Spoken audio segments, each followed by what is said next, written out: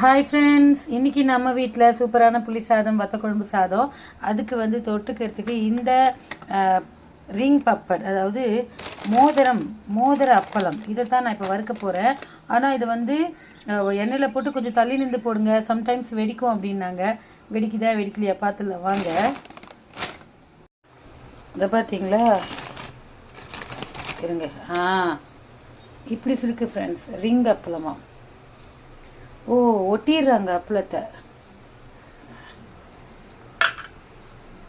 ஆஹா friends, இது உடஞ்சி போச்சு.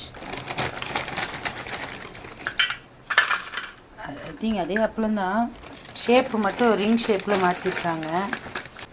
இருங்க ஃப்ரெண்ட்ஸ், எப்படி இருக்குது பார்க்கலாம். ஃப்ரெண்ட்ஸ் இதை பாருங்கள், ஃப்ரெண்ட்ஸ் இது பாருங்கள், இந்த மாதிரி ஒட்டி ஒட்டி இருக்குது பாருங்கள்.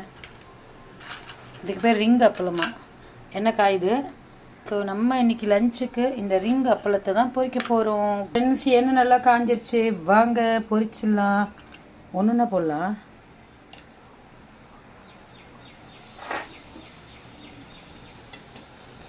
எப்படி புரியுதுன்னு பார்க்கலாம்.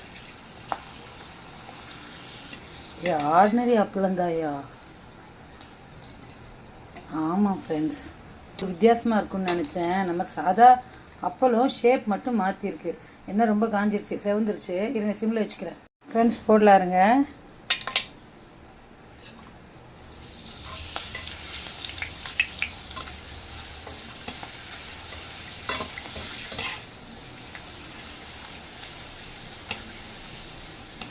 இது ஒன்று மட்டும் பொரிய மாட்டேங்குது பாருங்க, ஏன்னா செவந்துடுது.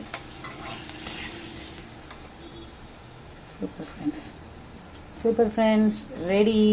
இதுக்கு பேர் தான் ரிங் அப்பளம். என்னது, மோதிர பப்பட். சாதம் கலந்துட்டு உங்களுக்கு காமிக்கிறேன் ஃப்ரெண்ட்ஸ்.